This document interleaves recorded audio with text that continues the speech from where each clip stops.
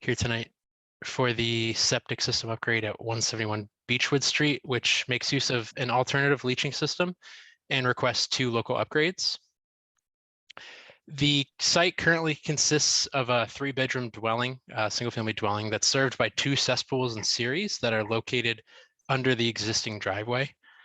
The cesspools are located next to a water line that serves both the house and a shed in the rear yard. And the current building sewer connected to those cesspools does cross said water line. Also, just to note, there are no wetlands or environmental overlay zones on the site, and the septic's not within 400 feet of any of the Cohasset protected water bodies. What we're proposing is to abandon the existing cesspools and to reroute the building sewer away from the existing water line to a 1,500-gallon septic tank and 1,000-gallon pump chamber in the rear yard, then pump the effluent to a Presby Enviro septic leaching field. Presbys are an alternative system, and then we're requesting 2 local upgrades as part of the design. The first is a reduction from 20 feet to 13 feet from a leaching field to a crawl space. And the second is the use of a sieve analysis in lieu of a perk test due to high groundwater conditions. To help alleviate some of the potential issues with a reduction to the crawl space, we are proposing a breakout liner around any portion of the leaching field that faces a structure. And we've also proposed a drainage swale to redirect any runoff away from the abutting property. Okay. Thank you. Can you talk more about that breakthrough material? Can you describe that again? Sure, yeah. So it's a 40-millimeter breakout liner. It's basically a kind of impervious polyethylene material. It's like a rubber liner essentially, and it's most commonly used when you have a mounded septic and you have if the breakout elevation, usually the top of the septic, is above grade, about 15 feet away, they're used. But basically they're to prevent lateral movement of septic effluent in mounded systems. So essentially any septic effluent that's in the leaching field hits the liner, it'll stop moving, to the left or to the right, and will continue moving down again. So it's to prevent any potential breakout from the leaching field. Understood. Okay, thank you. Open for questions from the board. Robin or Elizabeth? No, it looks fairly straightforward. I'm okay. Yeah, no questions. Thank you.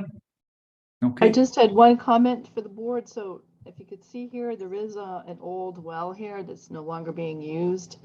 And so normally if you have a well on the property, there's a setback requirement of like 100 feet.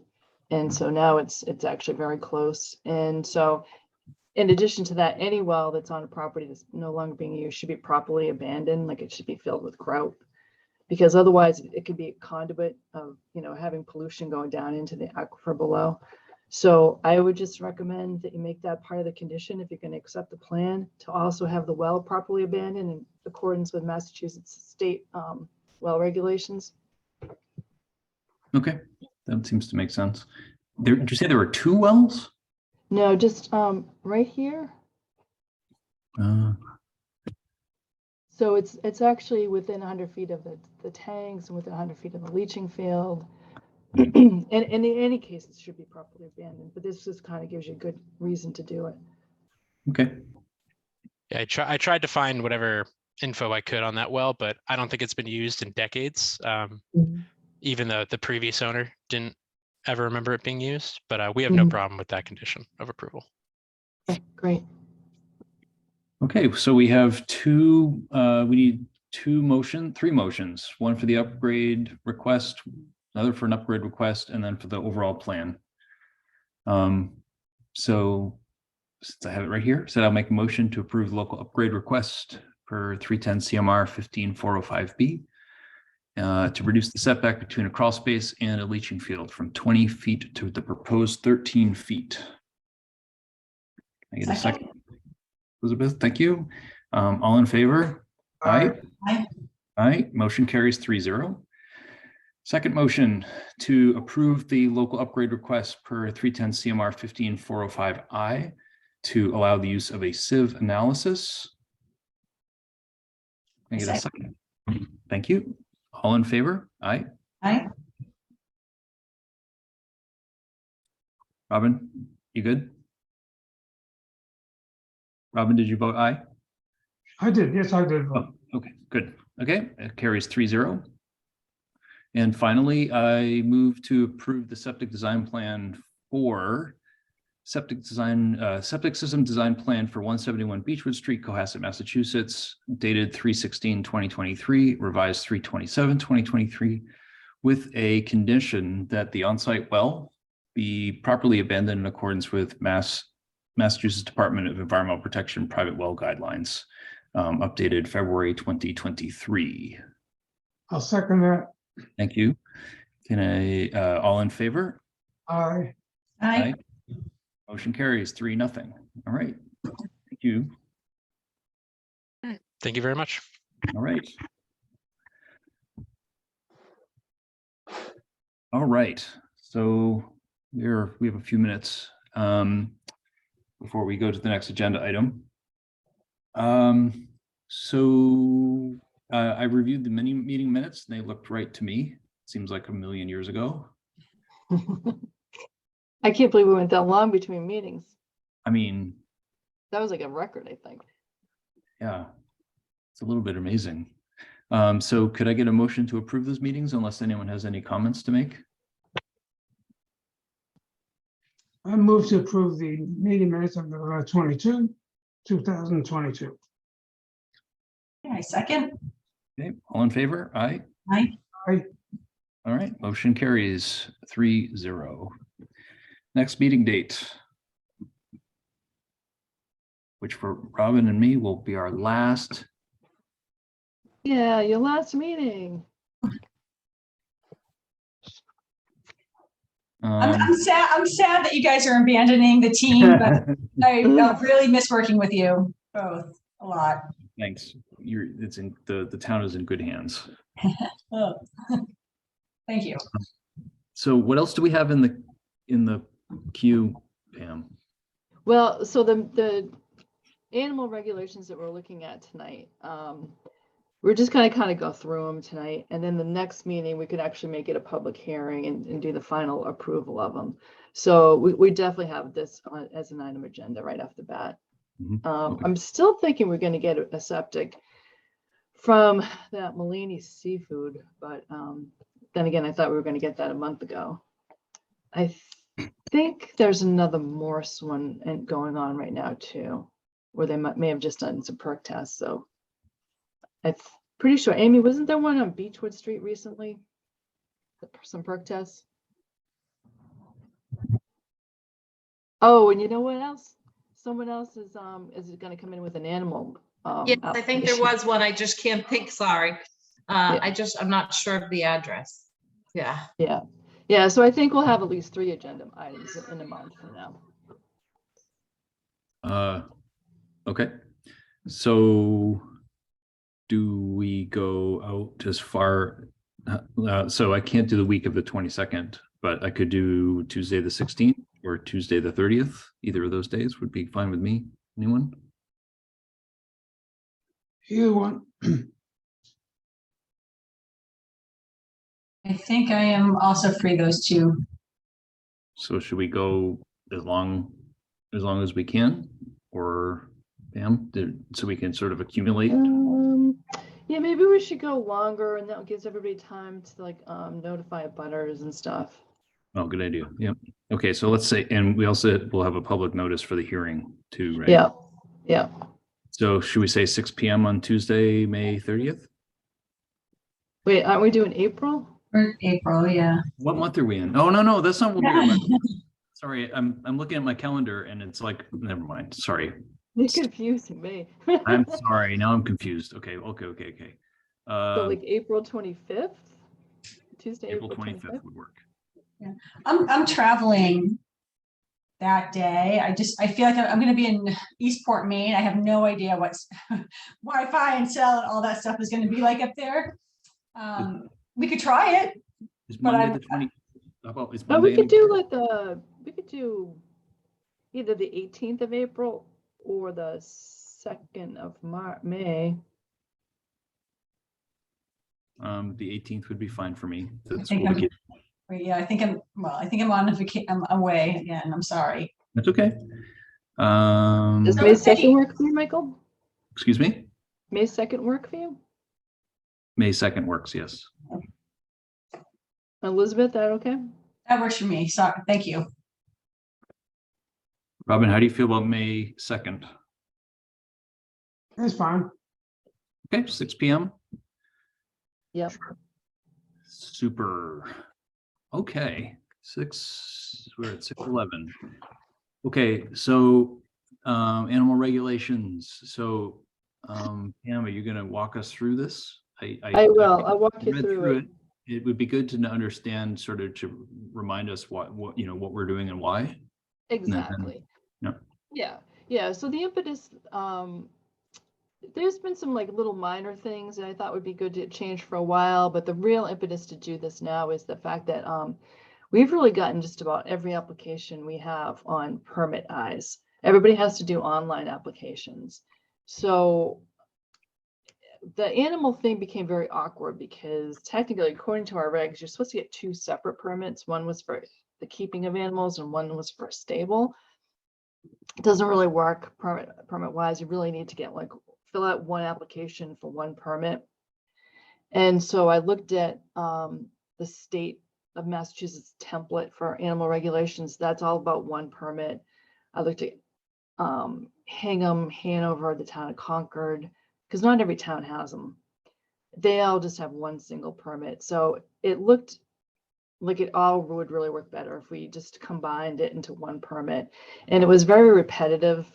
All the things, all the requirements under the keeping of animals was almost always the same for getting a stable permit. So it just made sense. It makes them a lot cleaner. I really ended up just deleting a lot of stuff out of there and just kind of combined it into one. So that's the biggest thing. The other thing was it never really made any sense to have a 100-foot setback from the septic system. It makes sense to not put it on top of your septic system, that's for sure. You physically don't want to hurt it, but in terms of contamination, either way, it's not really, you don't need 100 feet back from that. And another thing that I'm just proposing, and you guys may disagree, is in terms of the setback from the house, it kind of makes more sense, I think, if it's from an abutter's house.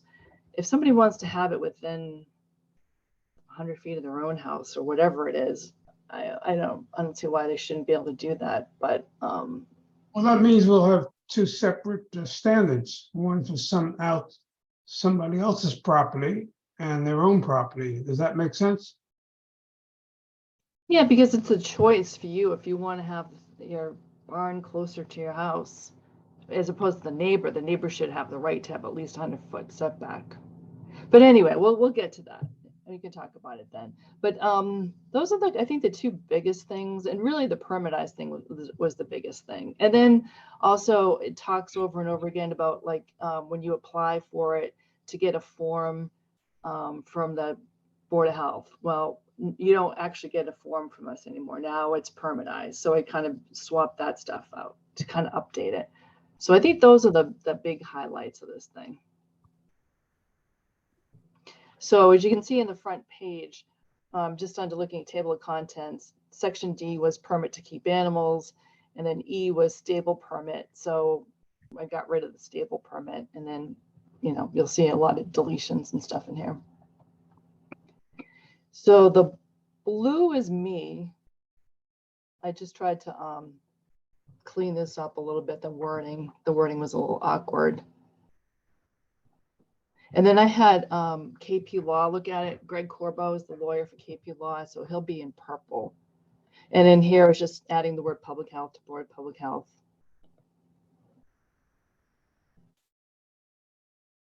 So this was Greg Corbo, and he added a little bit more of a definition to a nuisance.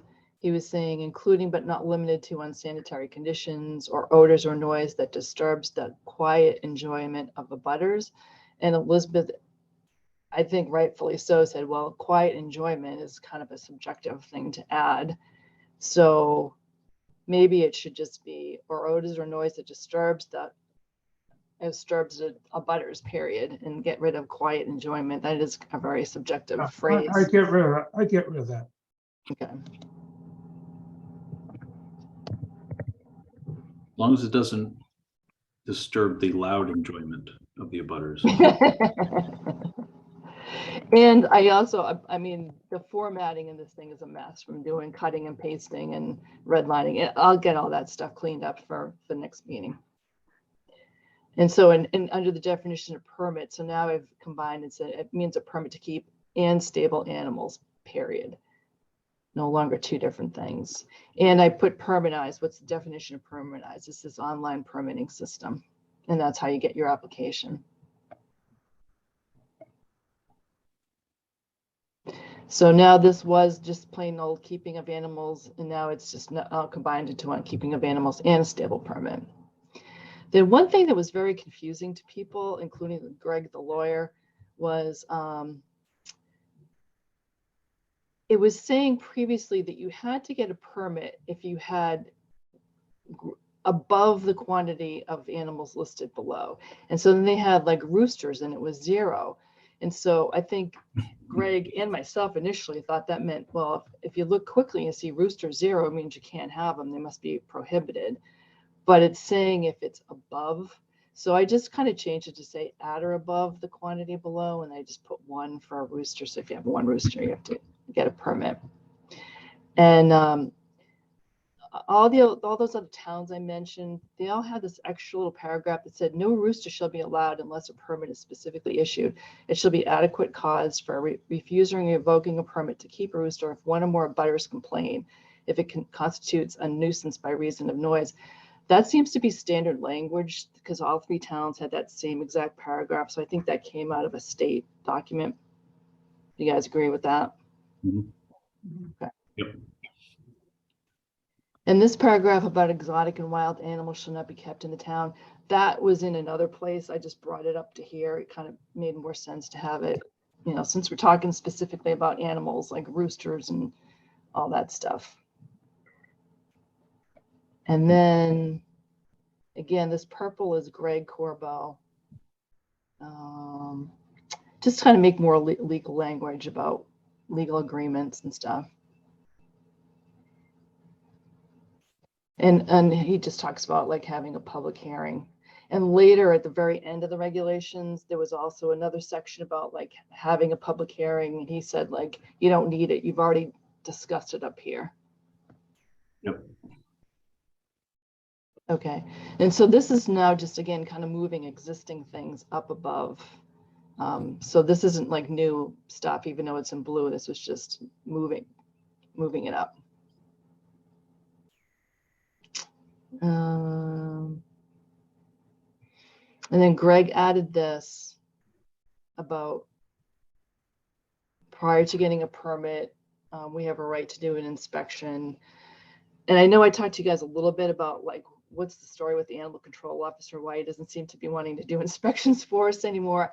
Once we get this all squared away, I'm going to talk to him and, you know, say like, this really is kind of your job. We need to talk about this, but we are definitely supposed to do yearly inspections. And here's like one of many places where we say like, you apply for a permit on a form approved by the board, and I just replaced it with permitize. Mm-hmm.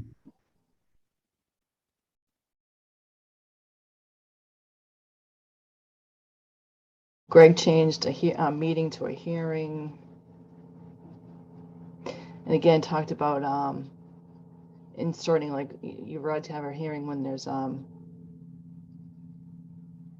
when there could potentially be a nuisance.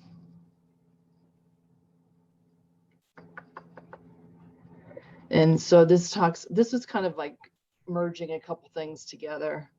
That was really all existing language for the most part. It just merged it. It's just saying permits can be renewed, should be renewed annually by submission of an online application with Permitize, which certifies that the number of animals has not grown from the number last year and no change has been made from the facility. Prior to renewal, an annual stable inspection will be performed by the board, blah, blah, blah. And then this is what happens if you don't reapply. And this is how you get your permit revoked. If your place is so messy and smelly and it falls under the definition of nuisance condition, that's when it can be revoked. And this is what Greg added. So when, just out of curiosity, when we have a public hearing, do we provide this sort of marked up version and the final version, or just the final version and a list of the actual, I think that might be the cleanest way to do it, Michael, is have the clean version, and then I could do a summary of what we've changed.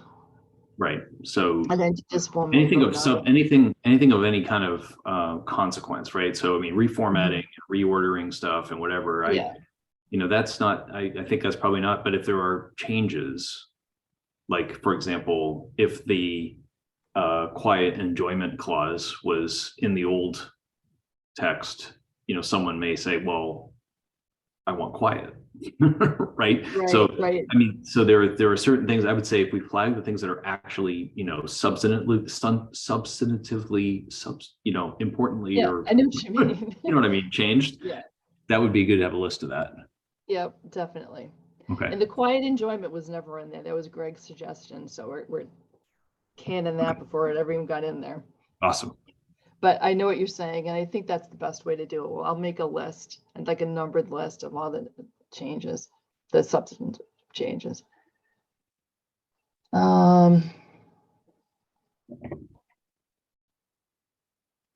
Yeah, so again, this is Greg just getting to more of the legalese of when a permit can be revoked. And so the green means this was just cut from somewhere else and pasted here. So this becomes the new section. So no longer do we have section E stable permit. Almost everything that we just covered under animals was previously under stables as well. It was just all copied and pasted. And so we're getting rid of all of that. And so this exemptions gets now moved up here. It makes more sense in this spot. So almost all the stable stuff's gone now.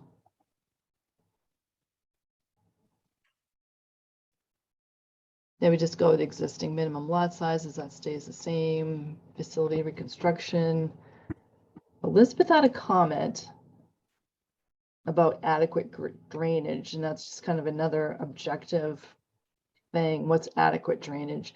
I'm thinking that maybe I should just talk to John Hallen tomorrow, since when it came to this construction section, I had asked him as the building inspector if he was good with it. And I'll ask him what's the best phrasing for this, if you guys don't mind. Unless somebody has a suggestion here tonight. No. Nope. Okay. In fact, I just remind myself, talk to John. I mean, I would say something, maybe even adequate drainage such that no standing water remains or something like that. I mean, that would be adequate, for example. That's a good one. That's what it's after, right? And I'll run that by him and see if he agrees.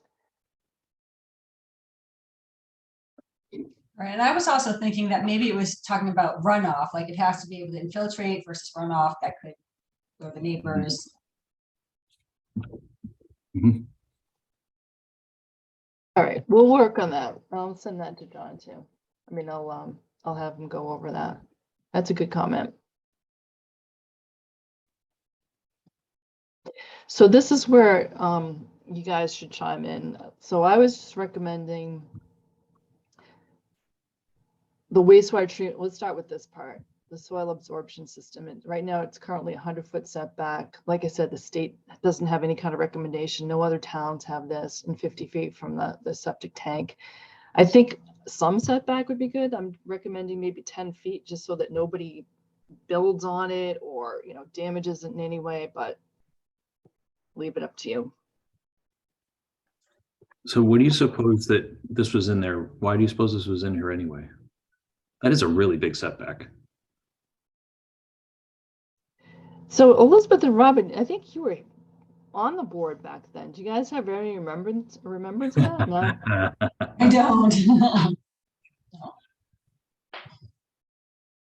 I think the person that was the health director at the time, Felix, he was kind of a real gung-ho regulations kind of guy. I think he might have just gotten a little carried away, is my guess. That would be my guess. But Yeah, I have no problem making that 10 feet.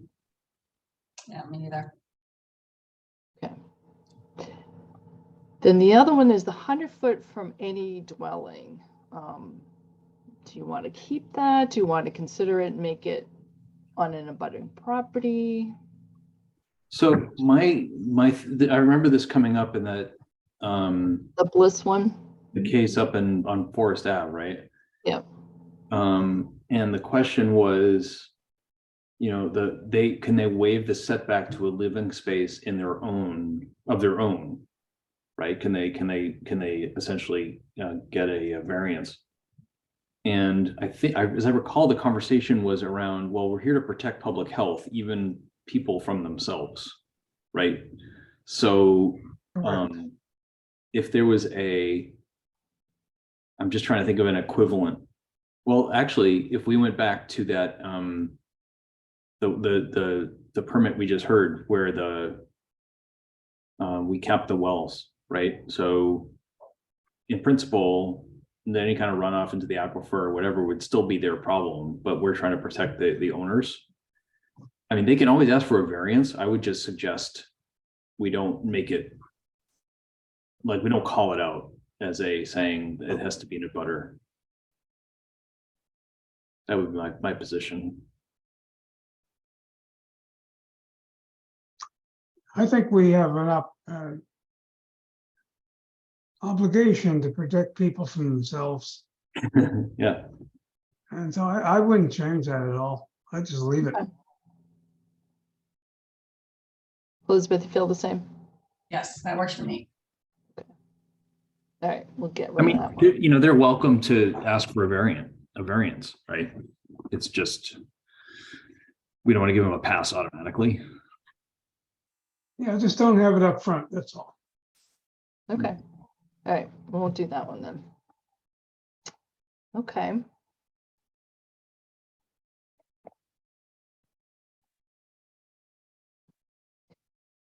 All right, so this falls under vector management. All work must be performed by a licensed pet control operator whenever required by the law. And Elizabeth says, what's the intent of this for our residential units only, i.e. schools, business, etc.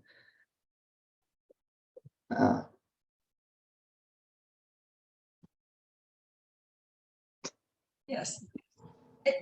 I mean, I didn't know that if having an animal means that you have to hire a professional pest control company versus like a licensed pest control applicator versus, you certainly do in schools and in places where people work, you do, but this is more geared towards residential. So it was just, I mean, you can leave it as open-ended, sort it out, but.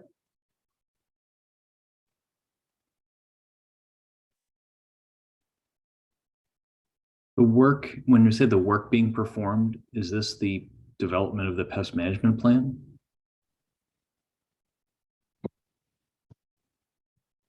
I know, they're right. All work itself is almost a bigger problem.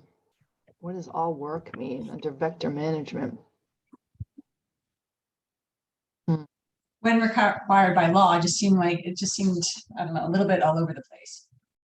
I mean, it should just be more like, instead of all work, it should be pesticide application must be performed by a licensed pest control operator. But then I mean, like, at a minimum, I'd make that change, right? Yeah. Can we require that they don't do their own? Because really, like Massachusetts, you license a pest applicator, you have to get your own license, a license to apply, right? If outside of residential properties, so could we impose that? I guess we could. No, I know what you're saying. How much, how would we ever enforce it, really, right? Right. True. We could just You can have it almost say just say, recommended, right? just say work Application performed design. as required by the law, period. And you leave it open-ended. If the law says you need a licensed pet control person, fine. I don't think it does though in a residential setting. Well, then it's superfluous. Get rid of the whole thing. I suspect that it's there because if the town is mandating someone do it, as opposed to someone just electing to do it. So if they just choose to do it because they just have to, because they want to, they do it themselves. But if the town mandates it, it seems like that's probably why we have to have a licensed person do it. But I don't know.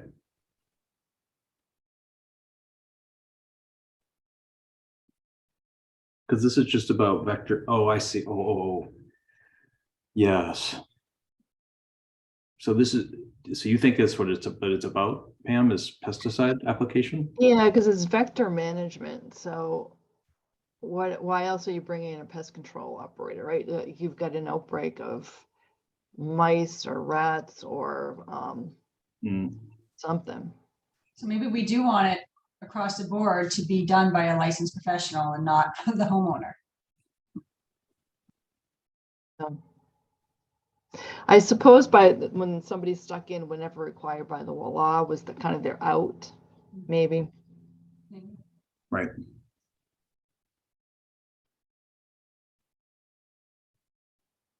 Well, we did have, like, again, Greg Corbo went through this and he didn't have any comments, but I could like ask him one more time, like, you sure this is okay? Or Want me to do that? It was in their report, right? Yeah. Say as required by law, and then if the law is silent on it, then the person can do what they want. And just, So in terms of pest management, though, the law doesn't say in a residential property, you have to, use a licensed professional. So if they're having a problem, I guess the question is, do we want them to have a licensed professional, or do we want them just to try to figure it out themselves? Be able to have that flexibility. Yeah.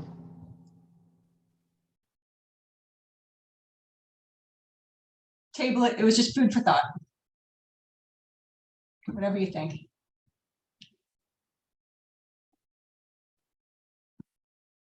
Okay, so let's find out if there's, let's see what Greg thinks too. Yeah, I'll double check with him. Let me see.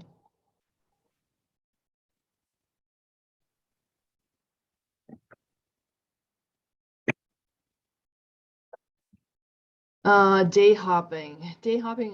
Maybe that might be better off just getting rid of this thing. Day hopping may occur at a permitted stable or any other property if the animal is well secured. And so Greg says, property is not defined. Does this mean that a horse can be kept for the day on any property, whether or not it has a permit? I'm not even sure why this is in there. So it's basically saying you can take your horse for a day on somebody else's property.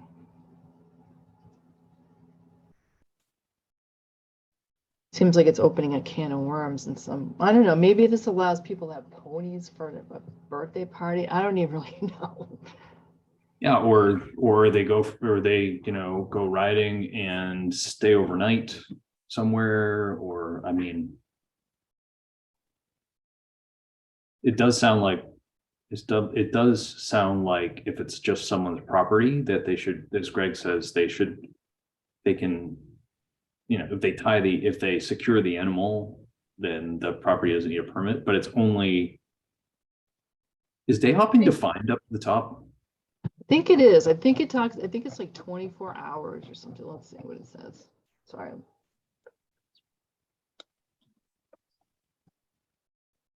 Day hopping means the temporary visiting of a permanent animal for not more than 24 hours. Temporary visiting for not more than 24 hours. So I suppose it would be like if a horse came for a birthday party in somebody's property. Right. if it's more than 24 hours, then they can apply for another 24. That doesn't. They don't even need to apply under this, right? They just can do it. They can just do it. I don't know, maybe it's okay as is. Yeah, I think that must be what that's for, right? Is for that kind of. Yeah, you get a 24-hour window to just have a horse come visit for a day.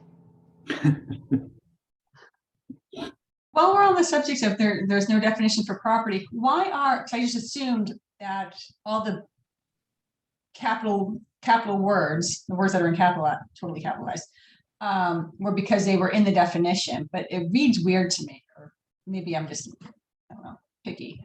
But it seems weird that they have all these words in capital letters throughout the regulation.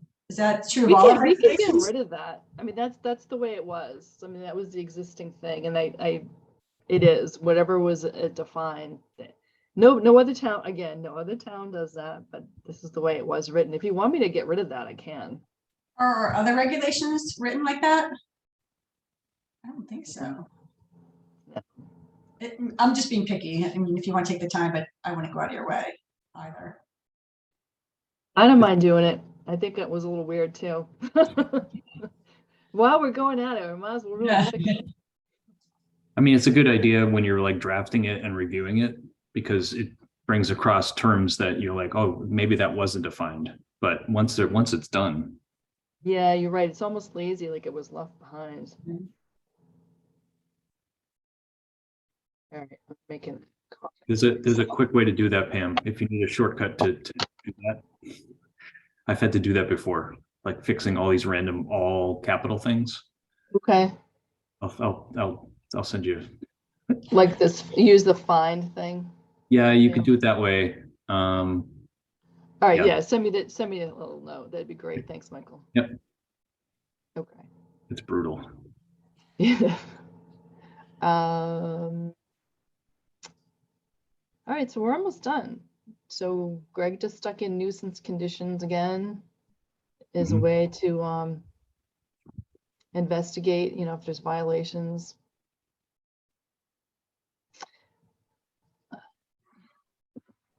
So he wrote it in, this regulation may be enforced by any animal control officer or agents of the board. So again, this is where I get to sit down with Greg and go, look, this is what town council says. This is what the state of Massachusetts says.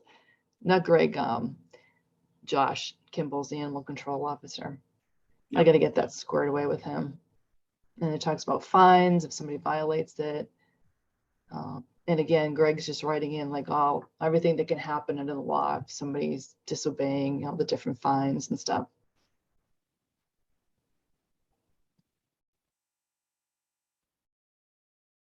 And so here where we had right to a hearing, Greg says this section's not necessary in my opinion. A permit cannot be granted, suspended, or revoked without there being a right to a hearing before the board. There does not seem to be any benefit of having the board conduct another hearing. So I think basically he's just saying this is redundant. Yeah, and so it sounds like someone could invoke this paragraph if we, the board, made a decision they didn't like, they could come back and have another hearing.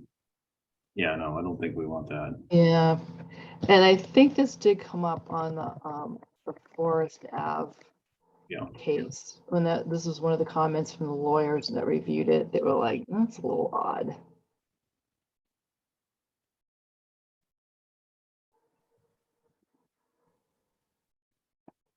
Okay. And then in terms of like advertising, everybody's regulations, bylaws in town always said that the Cohasset Mariner, the Patriot Ledger, the Cohasset Mariner really kind of is no more, so I get rid of that. Yeah, the Cohasset Mariner no longer exists. No. Called the a coastal mariner. Mm. So, all right, the dates are going to end up changing. They'll be our next meeting date. It'll be like these will be effective like May 2nd. So I'll make that change. And then this will be your final thing. Your names will be on here, Michael and Robin. Good, great work. Yeah. Good All work. right. So I'll get this all squared away for the next meeting. Awesome. Yeah. Yeah, this is great.